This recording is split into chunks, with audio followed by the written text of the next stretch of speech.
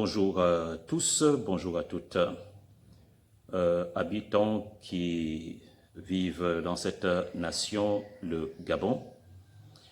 Je viens pour dire un ou deux mots, quelques phrases qui sont en train de trottiner dans mon esprit à propos de notre pays. Je suis né dans cette nation, cette belle nation gabonaise, et j'ai donc le privilège de bénéficier de tout ce que cette nation dispose ou a disposé. J'ai répondu donc à un appel spécifique, celui que Dieu m'a lancé il y a cela plusieurs années. Donc je suis un homme de Dieu. Je suis le révérend de Kambala, Boussougou. Mais je viens intervenir par rapport à ce qui se passe dans cette nation. Je ne serai pas du tout long. Rendez-vous compte que depuis lundi, il y a la mesure du gouvernement qui a été publiée de ramener le couvre-feu à 20 heures. Dans cette décision, il n'y a pas quelque chose de mauvais parce que diriger une nation n'est pas toujours chose aisée, surtout dans la période dans laquelle nous sommes, période de pandémie. Et nous entendons les bruits ici et là dans des nations dites développées, des grandes contaminations, de la deuxième vague. Et compte tenu un peu de tout cela, il peut y avoir alors un esprit alarmant. Mais quand on parle aussi de gouverner, quand on a une certaine direction d'une nation dite souveraine, il y a certaines décisions qui doivent être prises en tenant compte de la population.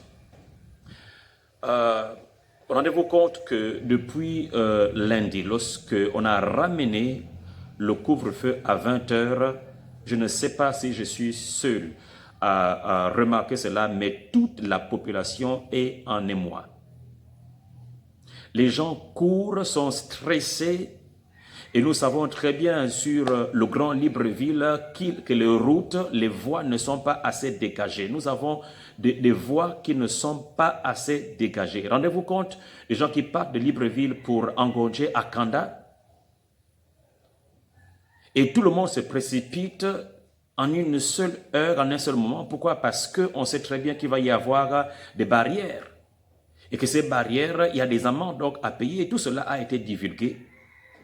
Rendez-vous compte que toutes ces personnes qui prennent, que ce soit le transport commun ou encore les voitures personnelles, pour s'y rendre dans une seule direction, des gros embouteillages qui se passent ici et là. Quelqu'un qui va partir à 17 heures pour arriver chez lui à 20 heures ou qui part à 17 heures et quelques pour arriver à 22 heures. Et vous savez très bien déjà que 22 heures, il y a les barricades. Combien ont eu des résultats néfastes ces quelques jours? Nous sommes juste à 4 jours de cela. Je voudrais, vous savez, quand quelque chose est prise comme décision, quand il y a une décision qui ne marche pas, ayons l'intelligence et l'humilité de reconnaître que quelque chose ne va pas pour corriger le tir. Corriger le tir, s'humilier ou revoir son plan n'est pas une faiblesse. Au contraire, c'est une preuve que j'ai un esprit de grandeur et que je dois être là pour mieux manager mon peuple. Je lance réellement cet appel au gouvernement.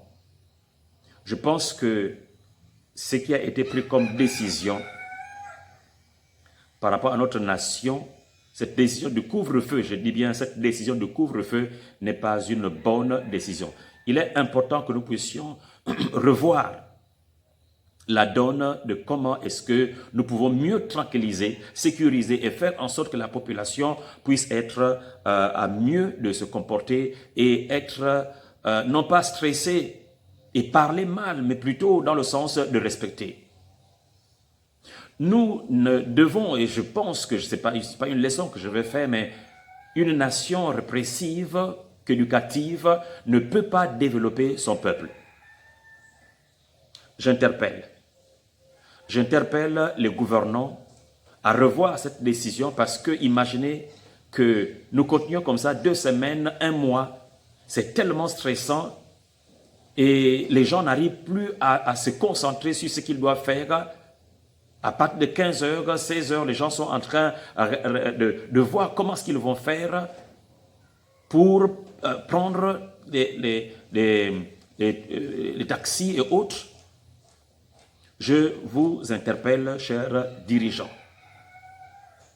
Nous sommes certainement chacun à sa place, son endroit, sa place de direction de cette nation, mais nous pouvons alors conseiller les uns et les autres à voir ce qui contribue à l'évolution, au développement de la nation.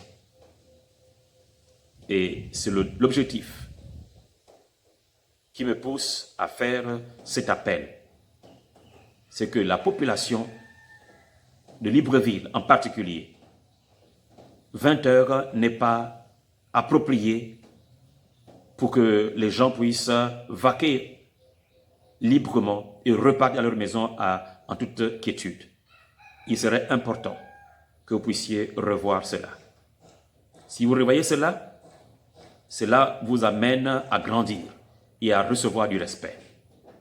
C'est juste un conseil de quelqu'un qui est dans cette nation, qui vit les mêmes choses que ses compatriotes et qui aime cette nation, ce pays, comme tout le monde. Je vous remercie en espérant que j'ai été plus ou moins écouté et que si vous décidez, pas parce que j'aurais dit cela, mais parce que aussi vous pouvez remarquer que quelque chose ne marche pas et que nous sommes là tous ensemble pour le bien de cette nation, notre pays, le Gabon. Notre pays, le Gabon. Merci beaucoup, que Dieu vous bénisse. Que Dieu vous bénisse et nos prières sont pour toute la nation, pour que cette nation ne sombre pas, mais que cette nation puisse aller de grâce en grâce et de gloire en gloire. Que Dieu bénisse et que Dieu bénisse le pays, cette nation, le Gabon.